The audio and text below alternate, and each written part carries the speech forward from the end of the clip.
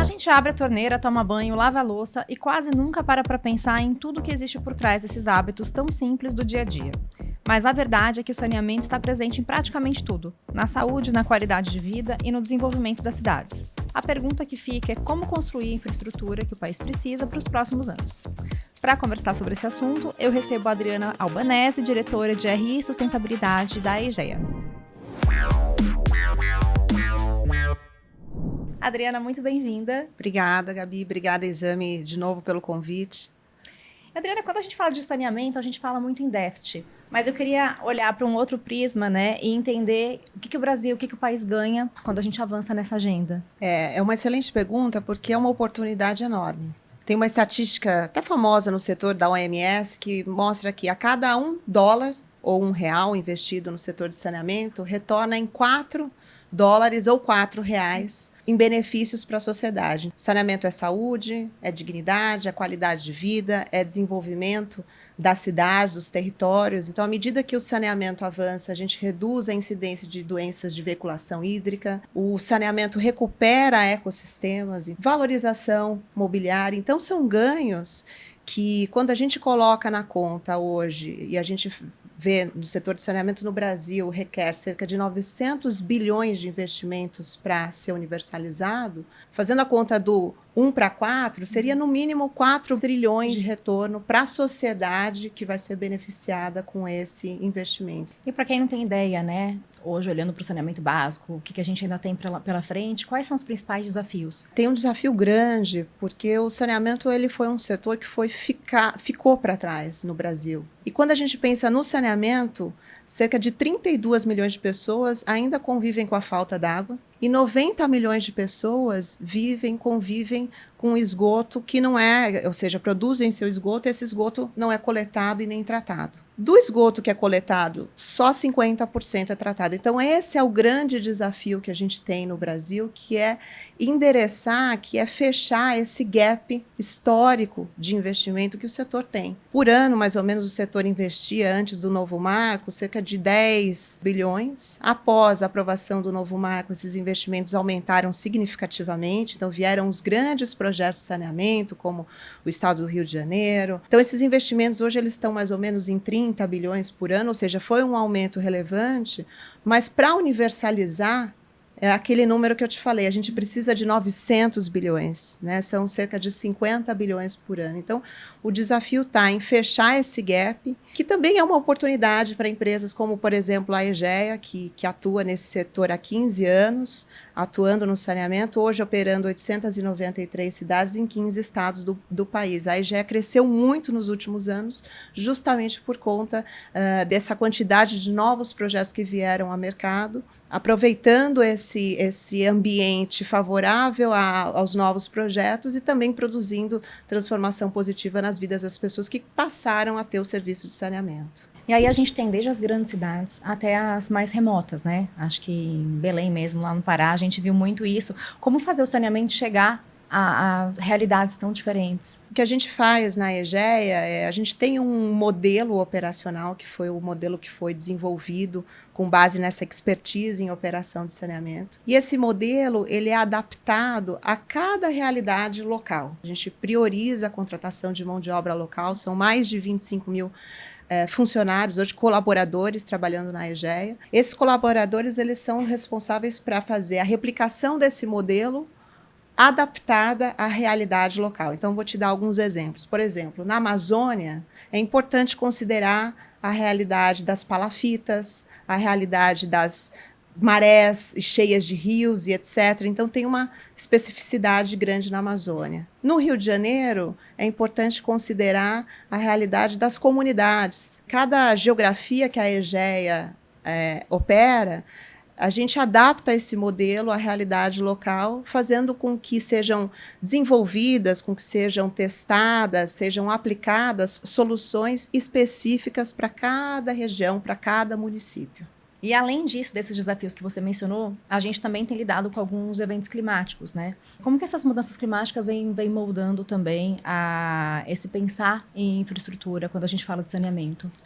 De fato, as mudanças climáticas, elas são uma realidade. Então, isso muda a forma como a gente planeja os nossos investimentos. Não basta ser eficiente apenas na prestação de serviço, não basta apenas prestar um serviço de qualidade. Esse serviço ele tem que ser tão eficiente a ponto de que, num evento de uma seca ou num evento de uma enchente, como você mencionou, a população não seja afetada, o serviço não seja interrompido de maneira significativa. Afinal de contas, a água é essencial à vida. O que a gente tem feito na Egea é justamente o planejamento desses investimentos com antecedência. Isso é fundamental. Olhar para esses cenários climáticos através de monitoramento, parcerias com institutos meteorológicos, etc. Olhar para a vazão dos sistemas hídricos, disponibilidade, cruzar isso com os dados de demanda e fazer os investimentos com antecedência. Então, por exemplo, em Manaus, nós passamos recentemente por uma das maiores secas dos últimos 120 anos, e o que a Egea fez antecipadamente foi fazer investimentos para ampliar a oferta de água muito antes da seca chegar. Então, a população ela não sentiu o impacto disso, dessa seca, por exemplo. E aí, Adriana, falando um pouquinho de segurança hídrica, né, que é um tema que já está ali na agenda de governos, de empresas, de investidores, mas eu queria que você explicasse na prática o que é segurança hídrica e como que a Egea se prepara para entregar essa segurança de que as pessoas vão ter um abastecimento, né, eficiente por todo o Brasil. Na Egea, a questão da segurança hídrica ela começa muito antes da operação do ativo. Quando a gente vai avaliar um projeto, por exemplo, para fazer um investimento, essa é uma das questões que a gente leva em consideração.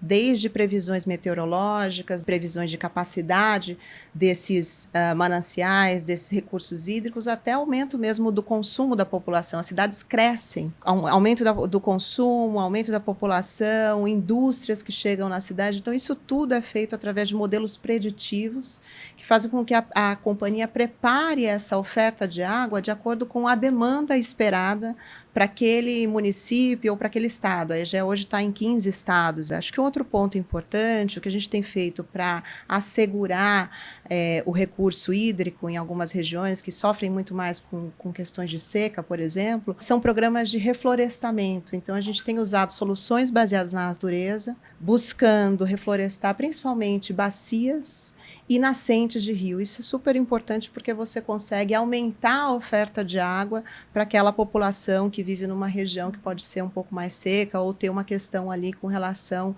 ao serviço. Nós temos hoje uma vertical na Egea que está olhando muito para a água de reuso, que significa que é olhar para o efluente tratado, o esgoto tratado, e dar uma destinação nobre para esse esgoto tratado. Fazer uma segunda etapa de tratamento e disponibilizar esse efluente tratado para que a indústria use essa água.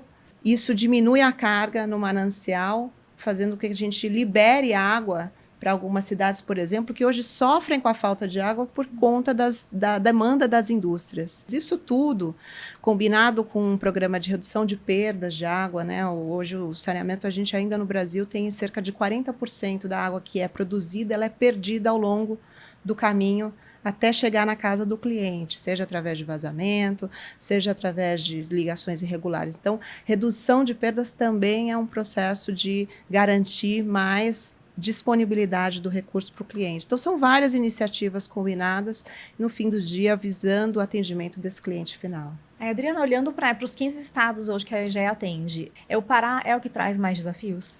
O Pará ele tem um desafio muito considerável, né? Hoje, olhando para o portfólio da Egea, o Pará é o estado que realmente tem o maior déficit de cobertura. Quando a gente fala em cobertura de água, é menos de 50% da população tem acesso à água tratada. Então, a Egea assumiu esse contrato no ano passado, em 2025, ano da COP. A nossa primeira iniciativa ali foi antecipar as operações, justamente para conseguir trazer já para a população benefícios e investimentos, para já trazer, antes mesmo da COP, resultados para esse estado. Hoje a Egea opera 128 municípios no Pará. Já operava Barcarena há mais tempo, então nós universalizamos o saneamento em Barcarena. Barcarena é o primeiro estado do Pará a ser universalizado. E o desafio continua no Pará, nesses outros municípios que ainda não estão universalizados e, como eu mencionei, tem uma baixa cobertura de esgoto. O total de investimentos da Egea no Pará, ele é de cerca de 19 bilhões ao longo dos próximos 30 anos, então é um contrato de longo prazo. O que a gente vê, apesar do desafio ser um desafio grande, até por conta das dimensões territoriais do Pará, 1 milhão de quilômetros quadrados, é o equivalente à região sudeste inteira, você imagina. Você anda regiões inteiras em que tem pouca população ali vivendo. Então, a Egea, o que a gente tem buscado desenvolver são soluções específicas para esse tipo de região, com um programa muito robusto de investimentos que vai trazer muitos benefícios para a sociedade. Acho que também vale a pena mencionar no Pará, nós universalizamos, além de Barcarena, o serviço de saneamento na Vila da Barca. São cerca de 5 mil habitantes que viviam numa situação assim, era uma completa tragédia do ponto de vista de saneamento. Enfim, eu já fui lá algumas vezes e os relatos das pessoas eram que elas precisavam comprar água de galão mineral, não só para beber, mas para cozinhar. Essa comunidade já está 100% hoje coberta, universalizada, as residências recebendo água tratada de qualidade e, o mais importante, com uma tarifa subsidiada, uma tarifa que cabe no bolso, é buscar aplicar para o cliente tarifas que sejam tarifas adequadas àquela realidade socioeconômica daquela população. Para ser realmente uma coisa sustentável ali e que elas consigam, né, enxergar só as vantagens, né, os benefícios de ter aquele acesso. E aí a gente fala muito, as pessoas buscam cada vez mais propósito no trabalho, né? Como que é para você? Inclusive a Adriana mãe, né? A gente sabe que são comunidades com crianças, com pessoas idosas e que sofriam muito, né, com a falta de saneamento. Como que você enxerga essa transformação na vida das pessoas, né? E nesse impacto que a Egea leva para a vida delas? É muito gratificante, assim. Eu acho que não tem outra palavra que defina melhor o sentimento que é você entrar em uma localidade que a pessoa conta relatos de que não podia dar água para os filhos, ou que os filhos viviam internados, que são essas doenças relacionadas à falta de saneamento, e a gente sabe o transtorno que isso gera à saúde da criança. A Egea universalizou o saneamento no esgoto. Quando a gente vê as estatísticas de internação, por exemplo, por doença de veiculação hídrica, reduziram 90% as internações. Os gastos com saúde, sistema público de saúde, em Prolagos, no Rio de Janeiro, isso diminuiu 70% à medida que o saneamento chega. Então, quando você chega, vê as estatísticas, redução de internação, ecossistemas sendo recuperados e, o mais importante, o depoimento do cliente que traz esse elemento humano, né? É o nosso propósito, né? Quando a gente vincula esse propósito, e isso não é só meu, mas são dos nossos mais de 20 mil colaboradores na Egea. É quase como um vírus, né? Uma coisa que inocula em nós e que você realmente busca fazer cada vez mais, porque você sabe do benefício que isso traz para quem não tem acesso ao serviço. Exato, muito gratificante, né? E se a gente tivesse essa conversa daqui a 10 anos? O que a gente espera é que daqui a 10 anos, a maior parte das cidades, dos grandes centros já estejam universalizados, né? Então, que esse problema ele tenha sido vencido, que essas internações por falta de saneamento, ou mesmo a poluição de rios. E a gente acha normal você passar em frente a um rio que é 100% poluído, ou uma praia que é 100% poluída. Então, você recuperar esses ecossistemas, devolver vida marinha, que são cases que a gente tem na Egea, na prática, né? Por exemplo, no Rio, com a recuperação das praias do Flamengo, Botafogo, São Conrado. Então, você vê isso em outros rios, outros mares, outras praias. É um futuro mais azul, eu acho que é isso. Daqui 10 anos, o que a gente espera é que o Brasil esteja mais azul, literalmente, a partir de todo esse avanço que o saneamento promove na sociedade e no meio ambiente. Adriana, muito obrigada por mais esse papo. Eu espero que você volte daqui a uns Obrigada. anos e que a gente também traga boas novas aqui pra gente, que a gente tenha um cenário ainda melhor. Obrigada de novo pelo convite.